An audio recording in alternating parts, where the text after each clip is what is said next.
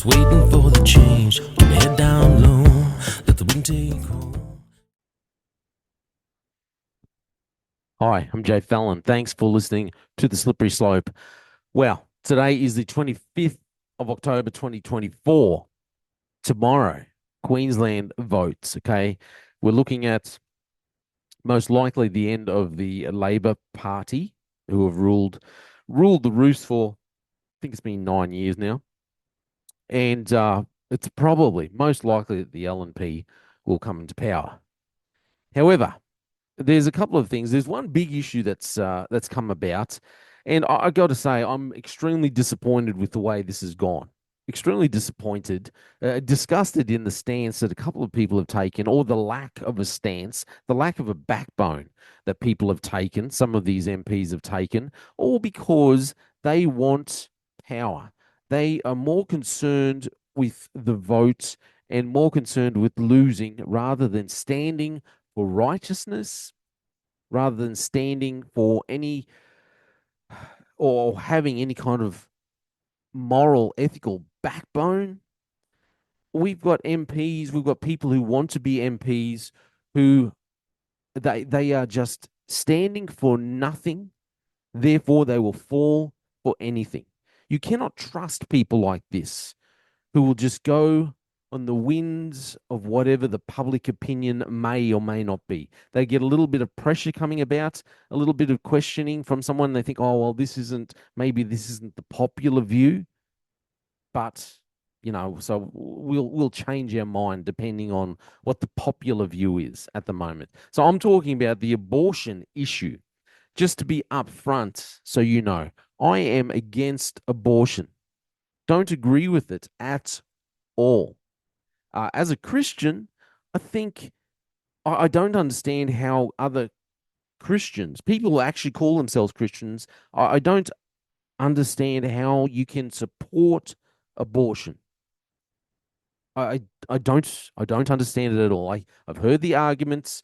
People use these sophist arguments. They twist everything around instead of just, the black and white. Hey, it kind of, for me, it begins and ends in thou shalt not murder. It's fairly, fairly blatant, fairly basic. Thou shalt not murder, thus, I shouldn't kill the child that's growing inside. It's that easy. So I really don't understand a Christian who can support abortion or make excuses for it. I understand people have done it. I'm not saying they should be condemned. People, if you're a Christian and you've had an abortion, and you've asked God to forgive you, oh, okay, I get that. It's sin is sin. All have sinned and fallen short of the glory of God. But I don't get it. I don't get how someone can call themselves a Christian, but they agree with abortion. They think it's perfectly acceptable. I'm sorry if that ruffles a few feathers, but that's, you know. Okay, so let's get on with this. So, what's happened? Abortion has apparently become a bit of an issue, bit of a hot button topic. And unfortunately, we have MPs, people that want to be MPs, uh, who, I think I said it just before, it looks like they're just standing for nothing. In the end, they're so busy, they're so concerned with gaining power, so concerned with their own career that they flip flop on issues, stand for nothing. In the end, they will fall for anything. It's absolutely disgusting. But let's go through a couple of these articles, okay? So, what's happened here? Queensland election campaign. Premier Stephen Miles demands all MPs candidates reveal abortion stance. Now he's done this because he is trying to shape the narrative that, wow, look at these people, how disgusting of them. How can they not agree with abortion? How can they want to roll back the legislation that we have, the rights of women over their own bodies? Let's all forget, let's ignore the rights of the baby that's growing, the separate DNA, the separate heartbeat, the separate body, brain that's growing inside of the woman. Let's forget that and let's just say a woman's right. That's all it is. How disgusting of these MPs to not want to stand up for a woman's rights. That's the narrative that he's going with. He is, if you're a Christian, you know your word of God. You know when it says Isaiah in Isaiah 5 verse 20. I'll bring it up. Actually, I had it there here. Woe to those who call evil good and good evil, who put darkness for light and light for darkness, who put bitter for sweet and sweet for bitter. He's just trying to make this excuse. Hey, how disgusting. How can they not agree with what we're doing here?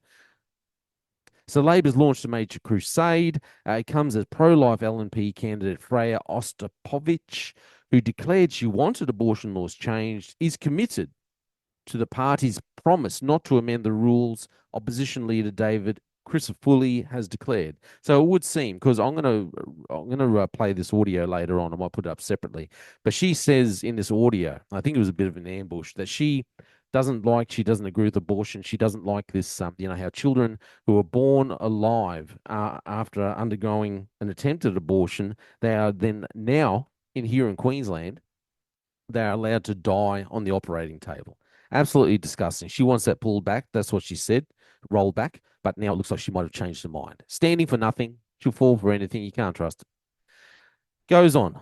While a different LNP leader, Marty Hunt in Nicklin, is refusing to reveal if his views on abortion had changed after once being described by a pro life lobby group as one of their best advocates.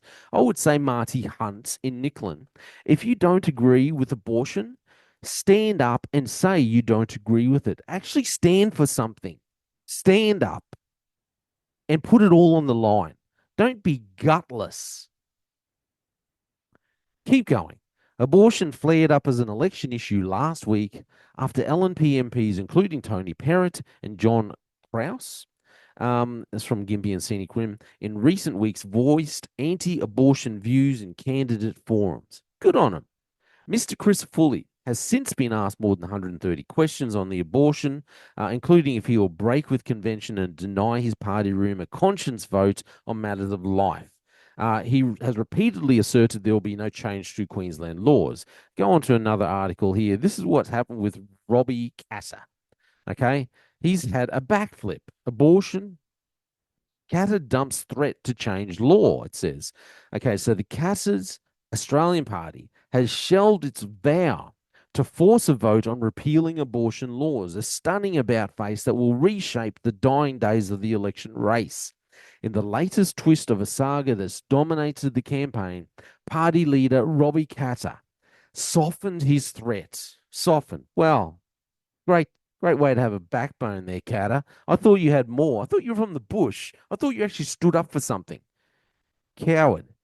Softened his threat to repeal the 2018 decriminalisation, of abortion in the next term of parliament.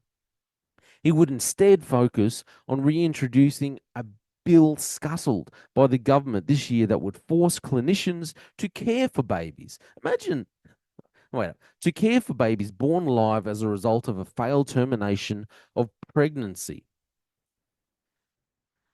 Could you imagine this? I can't even fathom this thinking, this way of thought. You need to introduce a bill. You need to make it law to force clinicians to care for a baby that's still alive, that's laying there, heart beating, breathing air. And you have to make it law for that doctor to care for the baby and not just allow it to die. Where are we in the world where you have to make it law that a doctor has to be forced to do it? How evil are we as a nation, as a state? Queensland blows me away. How evil are we? So all Stephen Miles is doing here, the narrative that he is going with, if you're a Christian, you'll know this verse. The narrative that he is going with is Isaiah chapter 5, verse 20. Woe to those who call evil good and good evil, who put lightness for dark and light for darkness, who put bitter for sweet and sweet for bitter. He is saying the narrative that he has decided to go with is that, hey, we've all voted for this. we've all accepted that terminating the life of an unborn child is perfectly acceptable in this modern society. Therefore, you must all agree. If you don't agree that this thing that was once considered to be heinous and absolutely evil, if you don't agree with this evil, well, then you are evil because we all think that it's now good. What was once looked at as being evil is now good. That's what he's saying. And for me, it all ends. It begins. I don't want to hear this. These arguments. Actually, I do want to hear it. If you're a Christian and you support abortion, tell me exactly why. How you justify it in your mind. I really have to know. Because I've heard all the. I think I've heard all of the arguments, the twisting of scripture, the sophist arguments about it. The wannabe philosophers. For me, it begins and ends with the Ten Commandments. Uh, in that little verse, there's a couple of lines. What is it? Four words. If you're looking at the New King James Version, you shall not murder. It kind of begins and ends there. People can twist scripture around and say whatever they want, say whatever they want about calling. We changed the name of instead of calling it a baby, we call it a fetus. Instead of calling it murder, we call it uh, abortion. We convince ourselves that it's a woman's right to choose about her own body, completely overlooking the fact that it's separate DNA, separate heartbeat, separate brain, different blood types. It's a separate body growing inside of a female, inside of a woman. So we don't even consider all that. We just say, no, no, it's a woman's right to choose and forget about the unborn child. So this is what Stephen Miles has done. The evil Stephen Miles, I think. He is twisting it. He is shaping the narrative that, hey, look at this. Look at this disgusting people. How can they possibly not agree that we can just terminate? We can end the life of an unborn child if that's what we want to do. If it is, if it doesn't fit our lifestyle, how we want to do things, what we want to do, if it doesn't fit where our vision, if it doesn't fit the vision board that we have up on the fridge of what we want to do with our life in the next 5 years, and a baby wasn't on their vision board, well then we can just murder it. It's all good. We can go to the clinician and say, hey, 22 weeks, can you get that sucker? Just suck it out of me. It's disgusting. You haven't realized I'm not pro abortion. Here you go. This headline here, bombshell. Crisafulli finally reveals his position. So Miles is questioning the skeptical timing after being asked about his stance on abortion more than 130 times. I can't believe they actually keep tally of that. Over the course of the campaign, Crisafulli last night revealed he supported a woman's right to choose. A woman's right to choose. What a gutless answer, Crisafulli. Like I said, you stand for nothing, you'll fall for anything. If that's all you want to do is gain power. So Crisafulli revealed he supported a woman's right to choose, with both leaders seeking to convince a room of 100 undecided voters why their team would make a better government for Queensland. But the Premier remains unconvinced, saying it was an extraordinary answer that comes 72 hours prior to election day. I can't think of a single time that a candidate, let alone a leader, 3 days before an election, this is what Miles is saying, changes such a fundamental belief. See the way he's shaping the narrative as if you don't believe in abortion, if you don't believe in a woman's right to choose, let's call it for what it is. If you don't believe in a woman's right to choose to end the life of her unborn child, well, then you are a bad person. That's what he's saying. That's the narrative that he is shaping. Goes on to say, what other beliefs would he change because an audience laughed at him? The Premier refused to provide a straight answer over whether he believed Mr. Crisafulli's statement. It's up to him, really, to explain his position and his words to Queenslanders. So here in Queensland, you can abort a child, and this is the same across the board in Australia, I believe. Up to 22 weeks. 22 weeks, you can murder an unborn child. You can end the life of an unborn child. 22 weeks. After that, you have to get a doctor to consult with another doctor. You have to give the reasons, basically, and they will consult with each other and decide whether it's good enough, whatever. You can, after 22 weeks. Why do those who call evil good and good evil?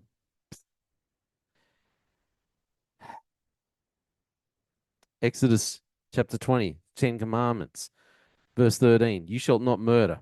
It's not that hard. It's not that hard, people. It's not that hard to understand. But let's look at something else, okay? Remembering this, you can end the life of your unborn child up to 22 weeks, not even have to consider, not even have to consult with a second doctor. Just go in. That's your right, apparently, here in Queensland. Let's have a look at this. This might be a little hard to stomach for some people, but check this out. Mother shares powerful photos of a baby miscarried at 20 weeks, saying he was not a clump of cells. This was October 6, 2017. Can you see that picture there? That was a baby born, 20 weeks. So this actually will happen in 2014. Danica Peters and her husband learned they were expecting their first child. The couple was surprised, elated. I'll skip down. The joy of the pregnancy was quickly overshadowed with concern when the couple went for a 20-week, so this is 20 weeks, 20-week ultrasound. Peters was told she had already begun labor and her cervix had already dilated. Sadly, there was nothing doctors could do to stop her baby, Harley, from being born. So she shares the photos. So there was nothing that she could do. I'll bring up the full article. Here it is.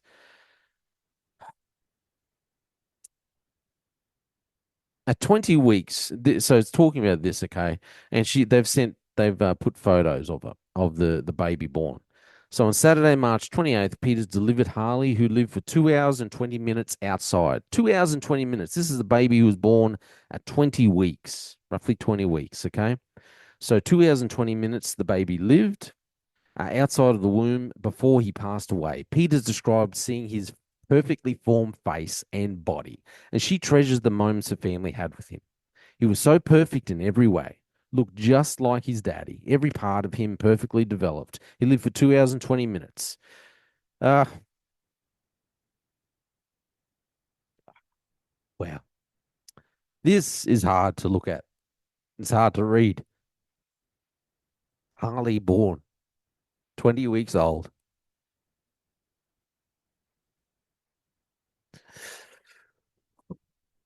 Wow. Can you see that? If you're looking at this on video, if you're not watching this on video, you need to look at this. This is a picture of Harley, only 20 weeks in the womb, born anyway. Only lived for 2 hours. At 20 weeks, preborn children in the womb are fully developed and can feel pain.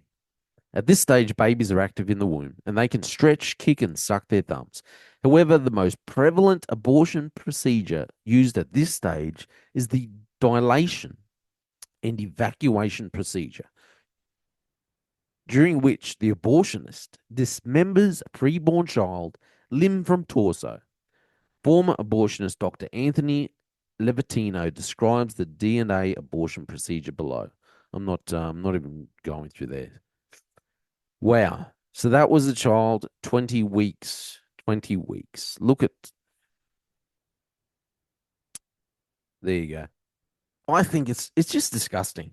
Just disgusting that we justify this. We live in a society where we not just justify it, our politicians shape the narrative as if you don't support abortion, well then you're the problem. You're an evil person.